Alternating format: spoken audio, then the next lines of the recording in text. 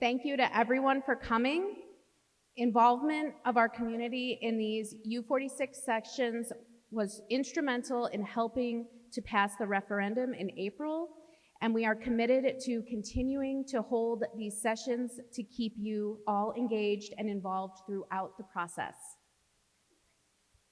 We have a few different ways for you to record questions you would like someone from the district to answer. We are committed to responding personally to each of these, so please either complete one of the paper forms or submit your questions via Let's Talk or the Unite U-46 email address shown here. Our agenda for tonight is to share a summary of the work being done by our instructional teams to prepare for the shift of our 6th graders to middle school, and then to review the boundary recommendations for our new middle school in Bartlett. We will then continue to talk more generally about the transition plan for our middle school students across the district as we prepare to move 6th graders. And then the other reason that I'm here is that I am the interim chair of the Community Advisory Council, CAC, which is a group of parents, guardians, and community members that live within the U-46 boundaries who represent the needs, ideas, and concerns of our schools and communities. So I am a parent, a community member, and a U-46 graduate. The CA serves as one of the voices of the community at the district level. The work of the CAC is to study, develop, discuss, and make recommendations to the Board of Education. Historically, we have presented recommendations on instructional initiatives, safety, and specialized student services, just to name a few. We also provide a forum for interested members of U-46 communities to express thoughts and ideas to the board and administration through our yearly roundtable event and candidate forums during Board of Education election years. The council needs your participation and feedback to continue its work. Please let us know if you're interested in joining our group by scanning this QR code and completing this form.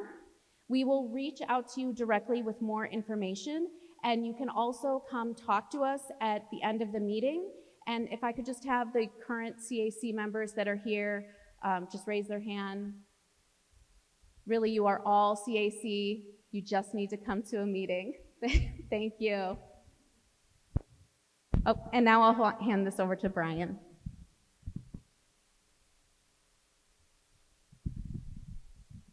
Thank you, Ginger. So I'm Brian Lindholm. I'm the Chief of Staff for the school district. And I have to say, I was super impressed when Ginger said, okay, now turn and introduce people to others at your table. I've never actually seen anybody do that the way you guys did tonight. So that was pretty cool. And once we got you all rounded back up, I think that worked well. So tonight, as Ginger mentioned, we're gonna share a few different things. We're gonna try to catch everybody up on all of the facilities work that has been completed thus far and the projects that are underway. Ginger touched on, we passed a referendum in our community last April, and in some ways it feels like that was yesterday, and in some ways it feels like it was 10 years ago. So we have been moving very quickly on a lot of fronts, and we know that not all of you are watching all of our board meetings and that you have other things to do over the summer, so we really just want to make sure that everybody's starting from that same frame where you know kind of exactly where things stand right now. But then we do want to get into the boundary discussions because we know that that's something that people are anxious to talk about. So we do have some updates to share with you tonight in terms of how we're going about doing that. We've got an activity tonight where we ask you to look at different areas of the district and to provide some feedback on some of the boundary shifts that maybe you would anticipate and the questions and concerns that you may have. I do just want to make sure though that you are that everybody understands there's probably some questions that you're going to have tonight that we're not going to be prepared to answer this evening. It doesn't mean that we're not working on them. It doesn't mean that we're not thinking about them. But if there are things like, will kids be grandfathered in once the boundaries change? Will they be able to finish their schooling at the school that they're currently assigned to? I know that that's a question that a lot of parents have. I would too if I was a parent. So just know that we are working through those scenarios. There's a lot of, as you can imagine, there's a lot of complexity behind making those decisions because there's a lot of different combinations and permutations per household in terms of what that would look like. And is transportation provided? What if I have got a third grader? Will they also be grandfathered in and be able to attend this high school? You know, I mean, those are all the things that we would have to kind of work through. So that's one thing. And then I know the sibling preferences is another question that we get a lot of. So just know that those are things that we're working on. We may not have the specific answers tonight that you'd be hoping to hear, but it doesn't mean that we're not looking at it and that we won't have updates in forthcoming meetings. So to start things tonight, we will be giving a summary of the recent progress on some of our projects, both at the middle school and the elementary school level. And I am going to introduce my colleague, Dr. Ann Williams, who will then walk you through this portion of the update. Dr. Williams. Okay, good evening. We're going to start by talking about our pre-K school, pre-K classrooms. One of the goals of the Unite U-46 initiative was increasing pre-K opportunities throughout the district, and I am happy to report that this year we added 8 new classrooms at Larkin, Liberty, Huff, Willard, Sunnydale, Timber Trails, Hilltop, and Sycamore Trails.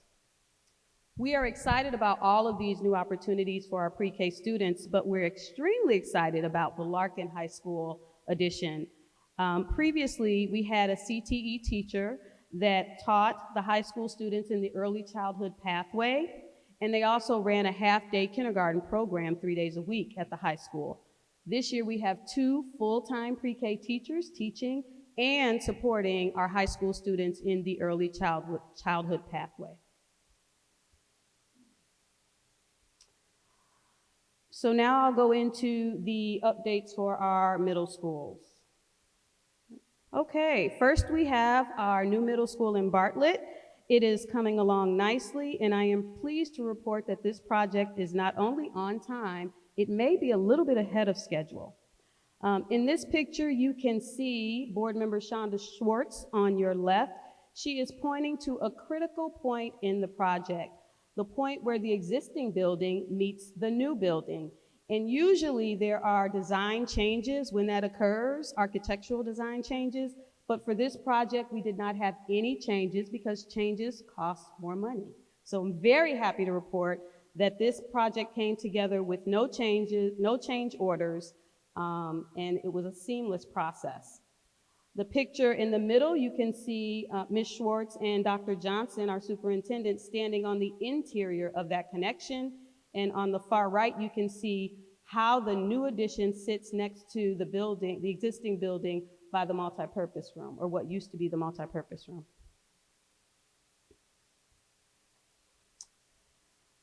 Here is another image, and we were really excited because during our recent visits, we were able to use technology to look at how the project, to compare how the project looks now to how it will look when it's complete. And as you can see on the top left and top right, these are pictures taken during the month of September, and the picture on the bottom shows you what the project will look like upon completion.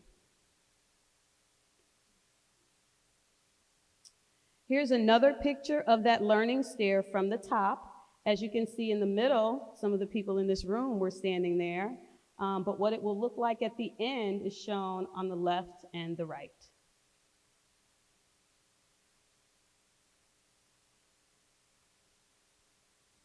We were really excited about these pictures. The one on the left is showing all of the HVAC equipment that is being staged for the new addition classrooms. And on the right, you see the beginning of our state-of-the-art cafetorium coming together.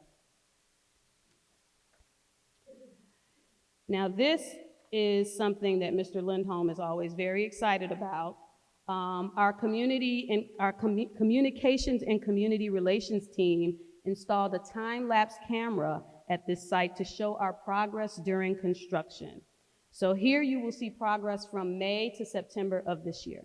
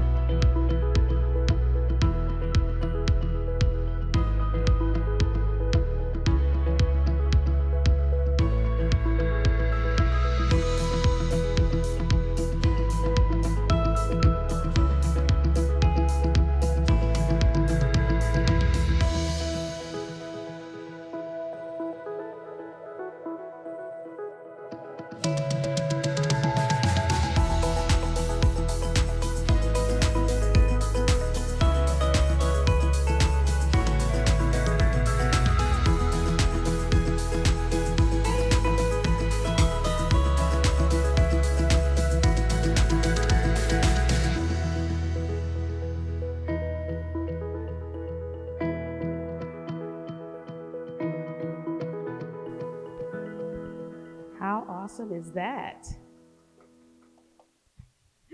Okay, our next update is to report progress on the addition to Kenyon Woods Middle School in South Elgin.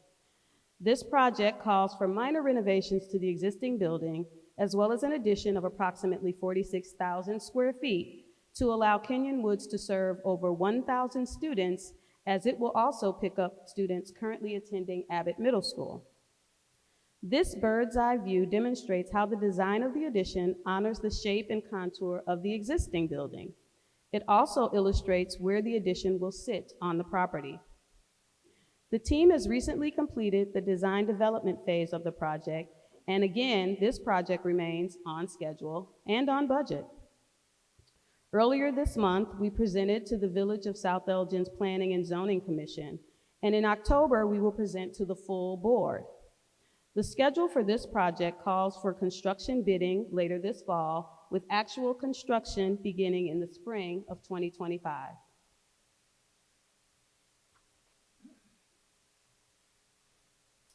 The next few slides are images of the addition from different perspectives. This view shows the single-story addition from the southwest. You can see the entrance to the new wing that will support our 8th grade classrooms, as well as the connector area shown in the white brick that would serve as a bridge to the current building and the addition. Classrooms are organized in teams and include collaborative spaces to support the district's new middle school academic teaming model.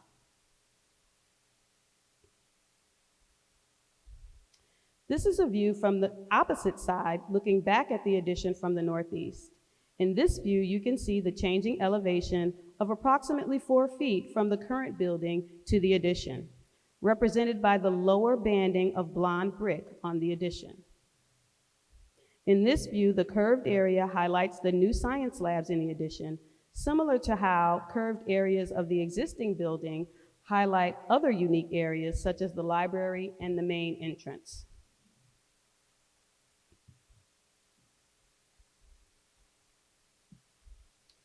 We also have a team of architects and construction managers hard at work on our planned update for Kimball Middle School. As a reminder, the work proposed for Kimball calls for renovations to the existing building, as well as an addition of approximately 53,000 square feet to allow the school to serve over 1,000 students, as it would pick up many students currently attending Abbott Middle School. Since our last update, our architects have wrapped up the design development phase and entered into the final phase called construction documentation. In parallel, our construction management team at Gilbane has been refining the project schedule, including strategic staggering of phases to ensure that this project is complete by August of 2026. This is the view from the front of the building, and the next few slides will show you how this will truly transform the learning environment for these students. This is a view from the northeast showing the new cafetorium, which will be beautifully open and airy, centrally located for ease of access from all other areas of the building. The current cafeteria at Kimball, if you're not familiar with it, is actually in the basement of the building. So this will be a major improvement for our students. In this view, you can also see how the relationship to the existing building influenced the design of the addition in everything from brick color to light color stone materials that were inspired by the current library addition, so that it all flows seamlessly together. Okay, before we leave Kimball, we do want to share with you that we are also meeting with not just staff members, not just administrators, but our students as we go through this construction process. And we will continue to meet with our members of our building administration throughout the project.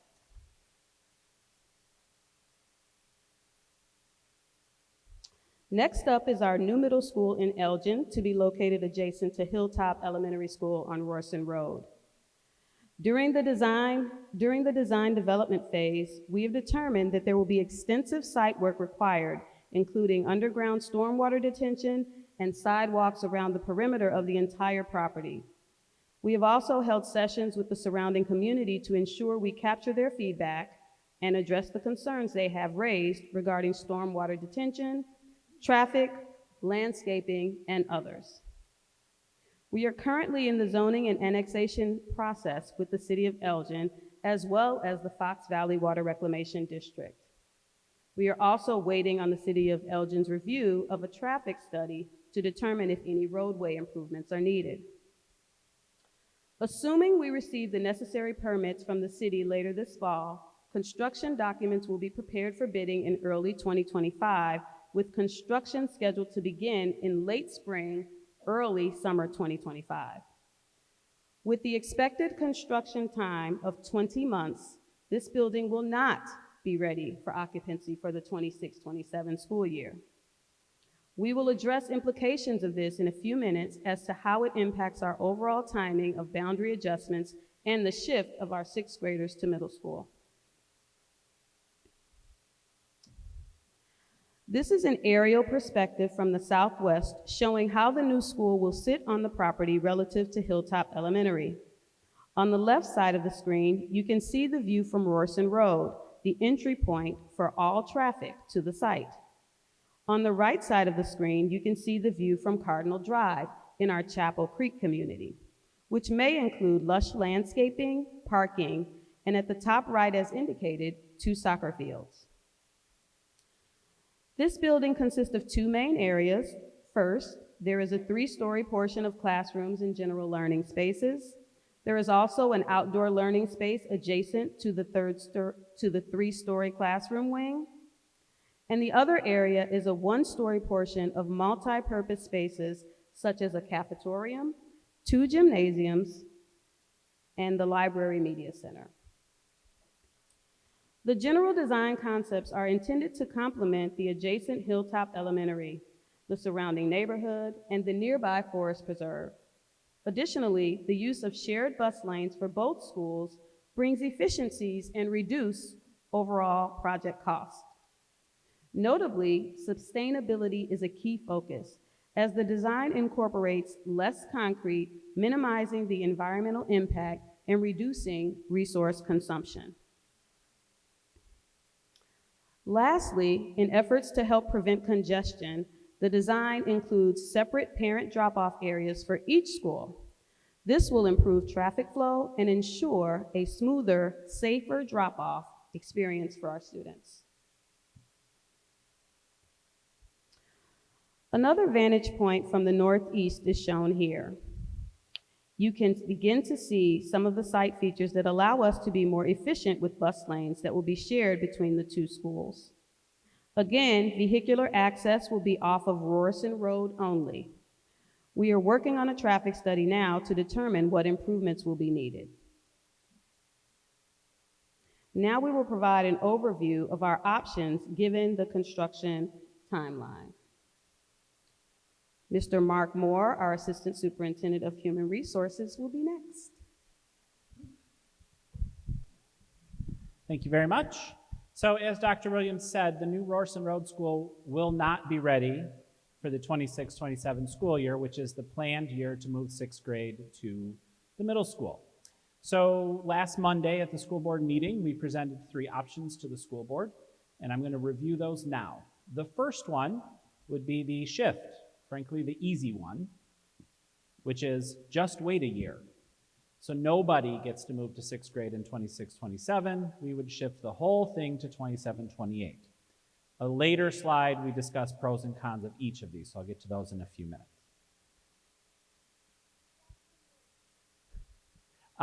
In Bartlett, as you know, the new middle school where Hawk Hollow Elementary is going to open next fall with 7th graders.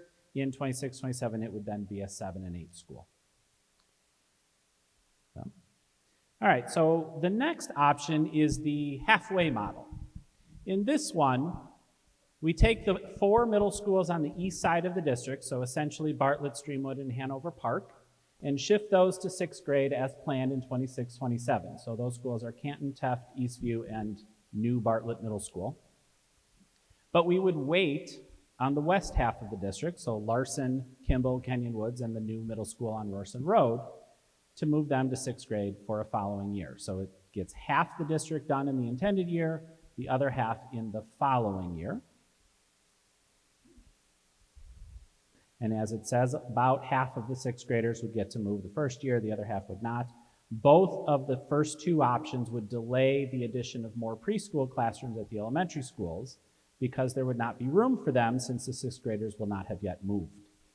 Part of the way we're accomplishing more preschool is by having the rooms vacated by sixth grade.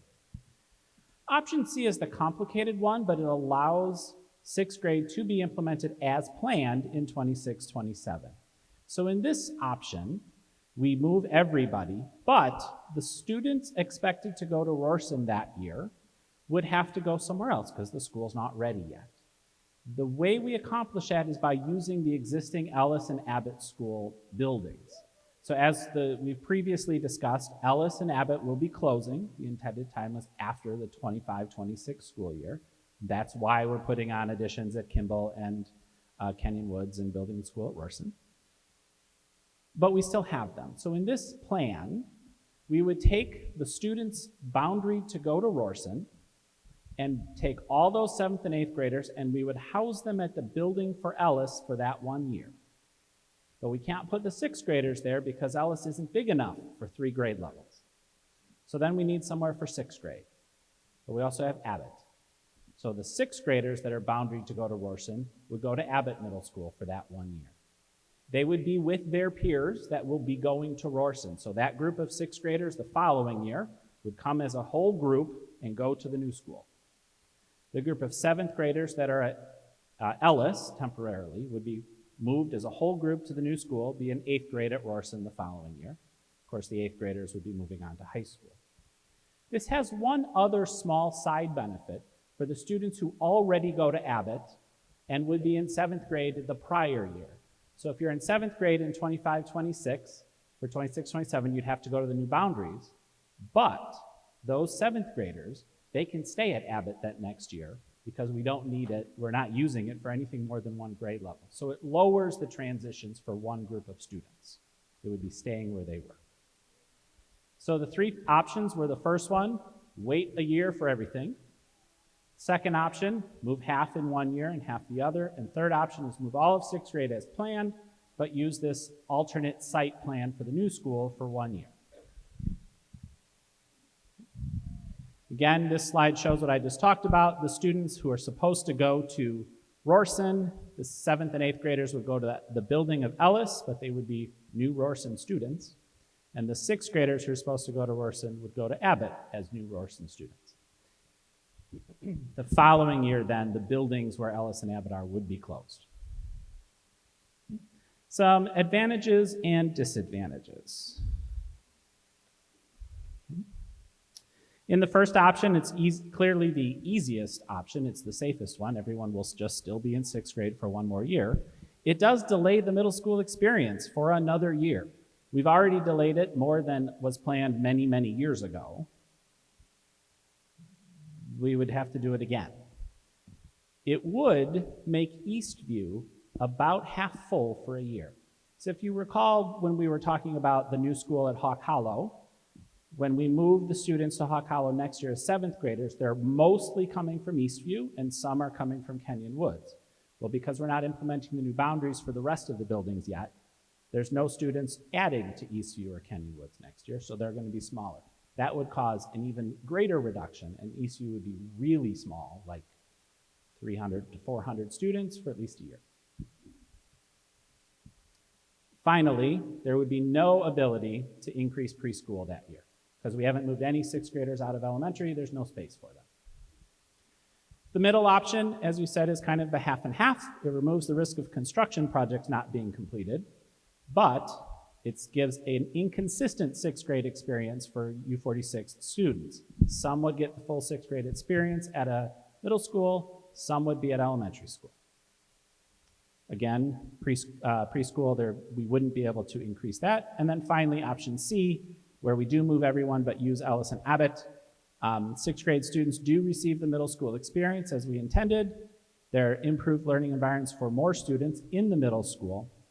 And we can now implement the expanded pre-K because the 6th graders are no longer at the elementary buildings. It does cause additional transition for the students who are supposed to go to Rorson. The physical location, however, they will already be with their student group.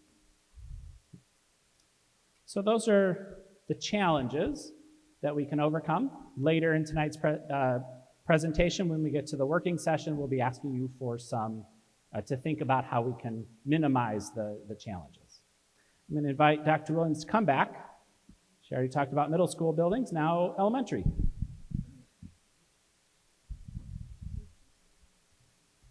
Thank you, Mr. Moore. I know he gave you a lot to think about. I only have a couple of slides before we move on so that we can get to the activities at hand and get your input, your much needed input. Okay. Last Monday, the Board of Education considered 4 prioritized elementary construction projects. The first of those projects is a new construction project to replace McKinley Elementary School at an estimated cost of $65 million. Once the location is confirmed and our teams begin their detailed planning work, we will be able to determine a schedule for occupancy. In addition to McKinley, we recommended 2 renovation and addition projects at Glenbrook and Century Oaks. In these buildings, we want to address the circulation issues in the instructional wings, and the estimated cost is $30 million for Glenbrook and $25 million for Century Oaks. And lastly, we recommended a project to restore Illinois Park as an elementary school, which is what it was originally built for, and it requires site work and a small addition for an estimated cost of $10 million. And over the next few slides, I'll provide a bit more detail on those projects.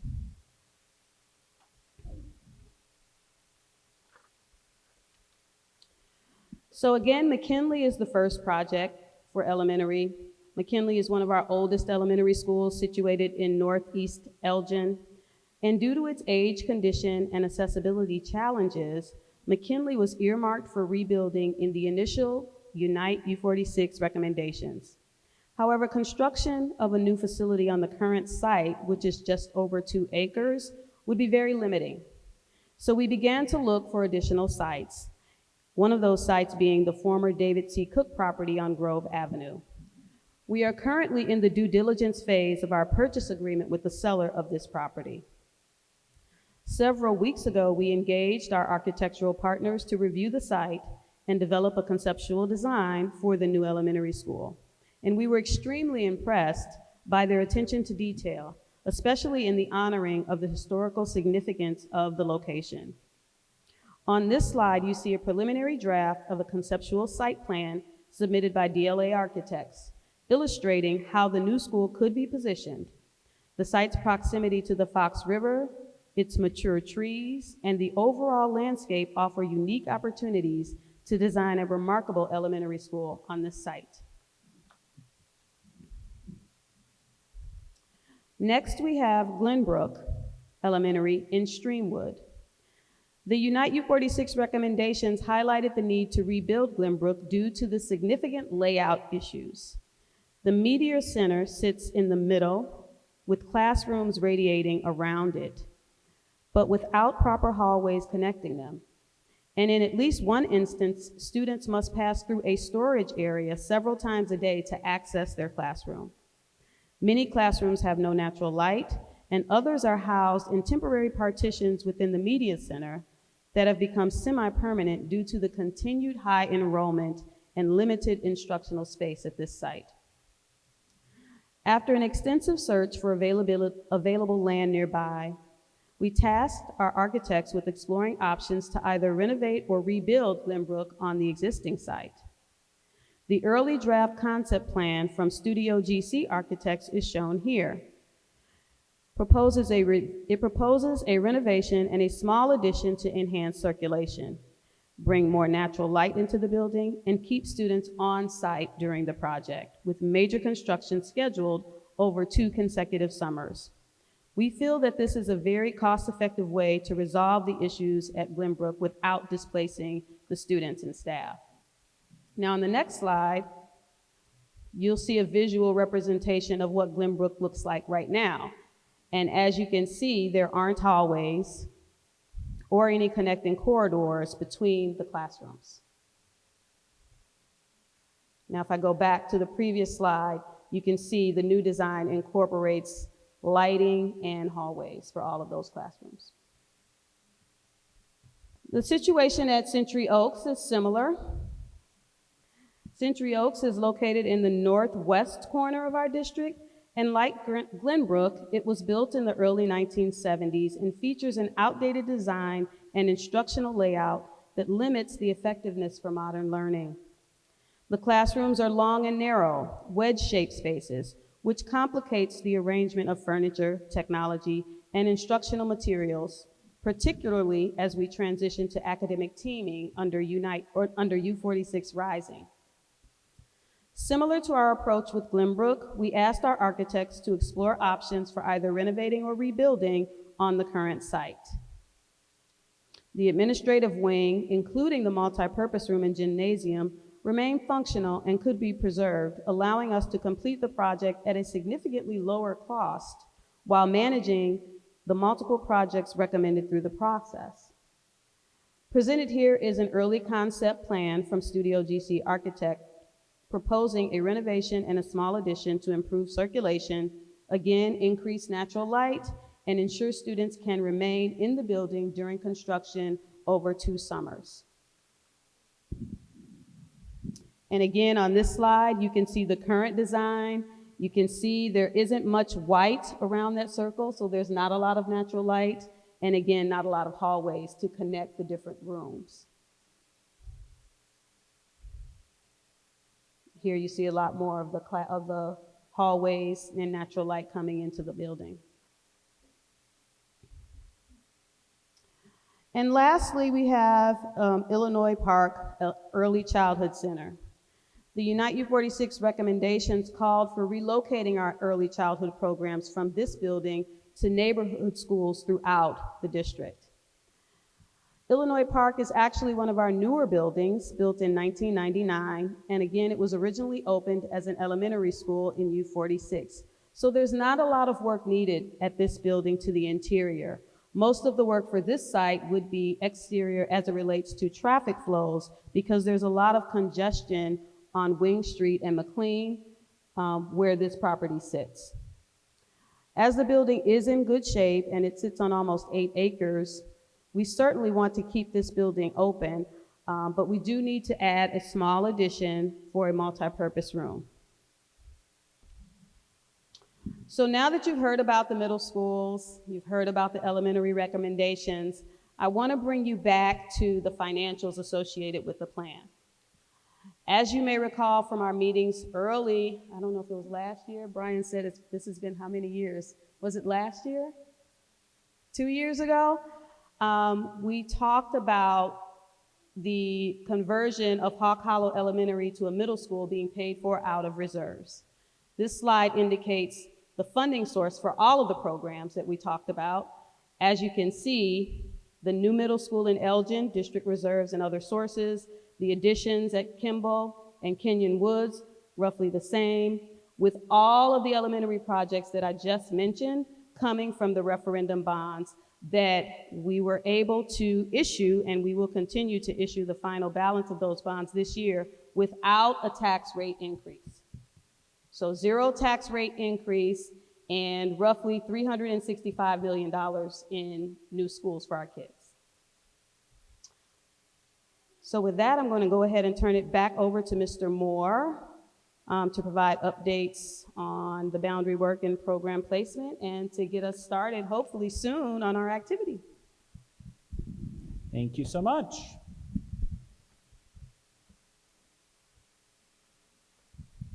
Boundary updates, everybody's favorite topic.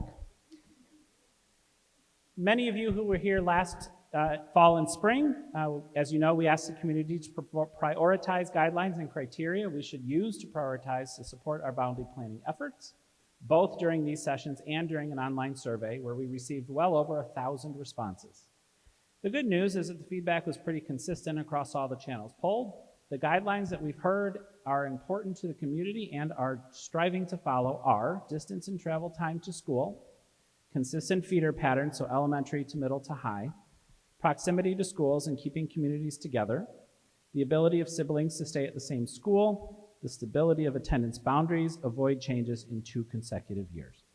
So that's the guiding light, if you will, for drawing lines on maps.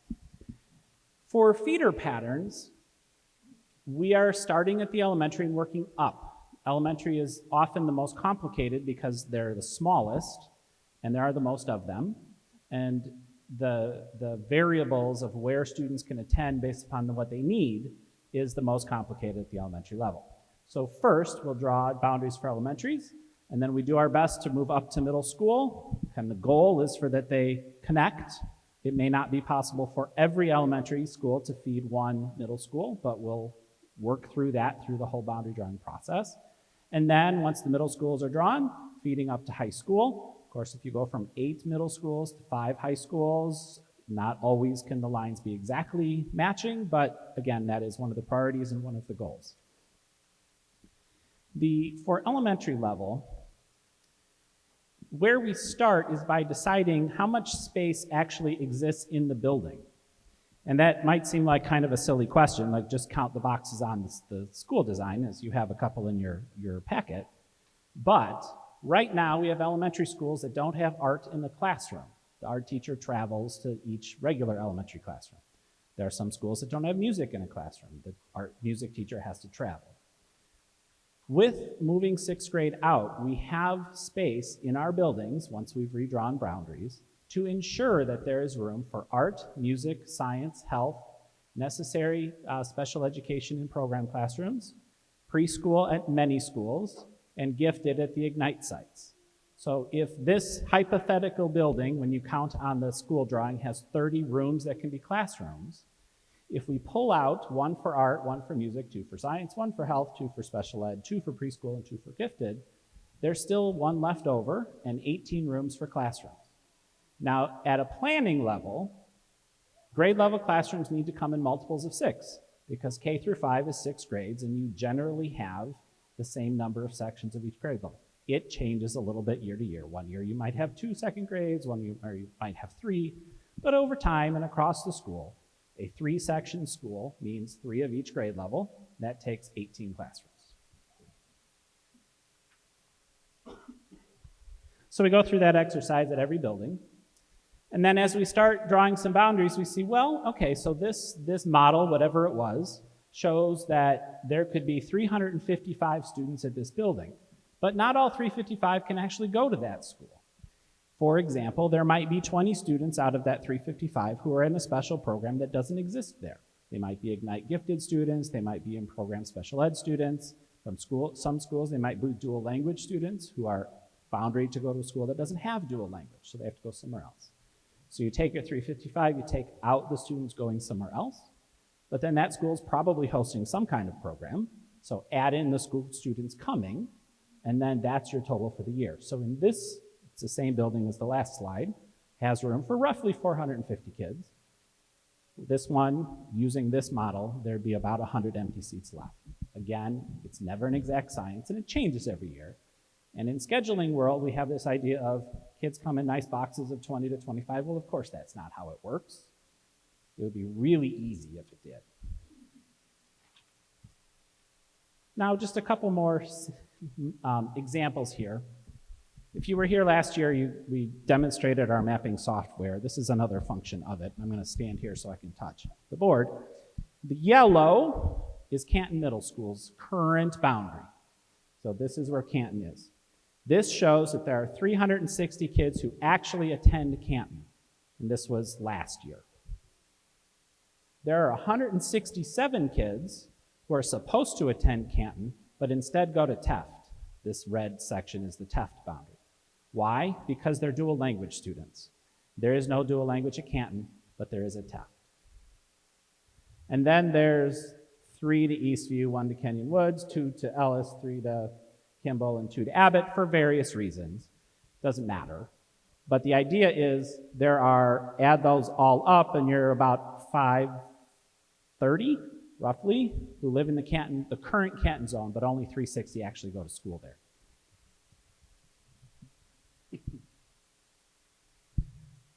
On the flip side, there are the 360 who go to Canton, but they also draw students from the district.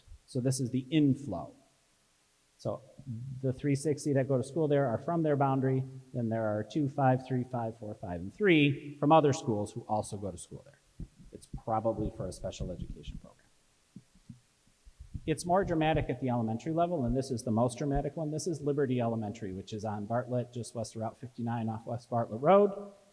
Liberty hosts the ESL program for the entire district. So every student who needs ESL English as a second language services that aren't dual language goes to school at Liberty. So this is the outflow. Liberty has 275 of their own kids. They send 72 to Nature Ridge, that's dual language. They send 26 to Sycamore Trails, that's for Gifted Ignite. And then they send 212 for other reasons to other schools. So that many are boundary to go to Liberty but don't. And I went too far. This is the inflow. This is showing how Liberty is gathering students from all across the district. Again, when you're a single host for the whole district, you're going to get kids from everywhere. So those are just many of the different variables that get considered in boundary drawing. Finally, new housing developments. There are not very many housing developments going up in U-46. It might look like it if you drive on West Bartlett Road or down McLean or over by Otter Creek. But for the district of our size, there are not very many. And interestingly, some of them that look like they're under construction are actually done. I'm going to read this one. So Grasslands is the one by Liberty, west of 59, north of West Bartlett Road. It is platted for 81 single-family homes, 60 active adult ranch homes, 90 active adult duplexes, and 116 townhomes. Many of the single-family homes are already built or in the process of being built, and more of the plots appear to be sold already, so they'll be started, if not now, then in the spring. The townhomes have barely started. So the reason I use Liberty as the example here is we need to make room at Liberty for all the kids coming from this development, since it's across the street. Okay. Other developments, Beckett's Landing. That one is in South Elgin, down McLean, almost to Stearns, right? If you hit the railroad bridge, you've gone too far. That's where the road is closed right now. It's west of McLean, north of Stearns. It's 170 single-family homes and 178 townhomes, but about half to two-thirds of the single-family homes aren't in U-46. The southern half of that development is in St. Charles 303. The houses that are already built are ours. The townhomes that are being built are ours, and the houses they're building now are not ours. So we've already got most of the kids from the single-family homes that we expect to get because they're already occupied.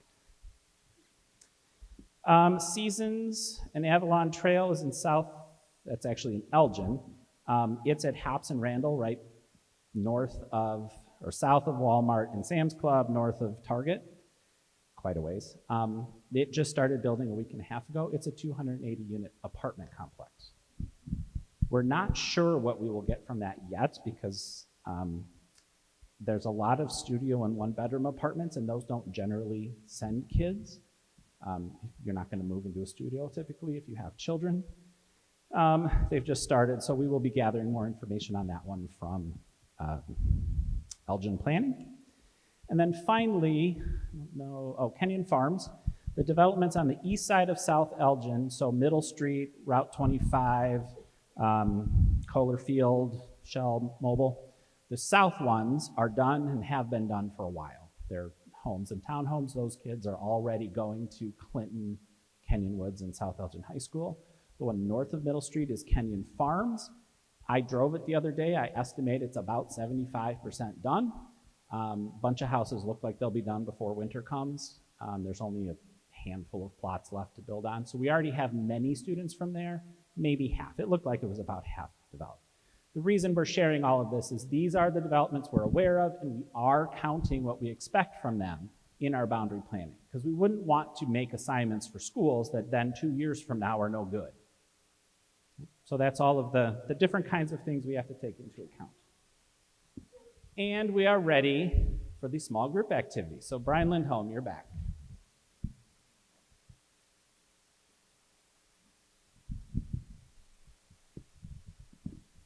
Okay, thank you, Mr. Moore. So as we lead into the small group activity, one of the things, we have some laptops that we're going to be passing out to each table that may be useful in the activity. And I wanted to just remind you of a couple of resources on the website that you may find helpful for the activity this evening, but definitely I want to make sure that you're just aware of it going forward because there's a lot of good information there. So the first are the school profiles. So if you go to our website and you look up our schools and you click on the profile for any of the schools, it includes all of these tiles, including like what year the building was was built. My goodness, wow. But it also includes like how full it is, what the capacity utilization, what the attendance rates, academic outcomes for students, average class size, all sorts of information. So if you are curious at any of our schools and seeing how they're doing, that's a great resource for you. And then the other one, which feeds right into our boundary mapping activity, is we do have these online boundary maps that are available today, and you can kind of zoom in and pan around. You should be able to get down to the level, it's not quite Google Maps, but you should be able to like almost pick out your neighborhood, your house, and kind of see exactly where the current boundary lines are drawn. And the reason I'm calling your attention to this one is as we start putting new boundary proposals forward, we will then be able to post like the current boundaries, and then you'll be able to look at the proposed boundaries, and you'll be able to see how that would impact your neighborhoods, your communities. So I kind of tried to sketch in, there will be another drop down at the top and say, do you want to look at the current boundaries or do you want to look at future boundaries? And then you'd be able to toggle between elementary, middle, and high. But this will be a very useful resource, like I say, going forward. But even for this evening's activity, if you would like to, well, because we're going to ask you to look at different areas of the district, and if you'd like to consult the maps, we will have a laptop at your table queued up to this site, and you'll be able to, like I say, kind of zoom in, pan around, and have that help you through the activity. So before we turn you loose, I did just want to give a preview of what the sessions for the rest of this year will look like. We are anticipating before winter break, we're going to start back with more detailed sort of boundary mapping and different scenario sort of workshops in each of the networks in our district. So at that point, they will not be centrally located here. They will be out in our schools, and we'll have one in the Bartlett area, one in the South Elgin area, Streamwood, the Larkin network, and Elgin. So there will be 5 separate meetings. You're welcome to attend any or all of them, but just know that each of those sessions then will go much deeper on the specific considerations for that part of our district. At that point, we will be further along in some of the boundary scenarios that we've been working on, so we'll have more details to share with you. We presumably would be able to start talking about considerations on things like grandfathering students in, sibling preferences, all the other questions that we know you have.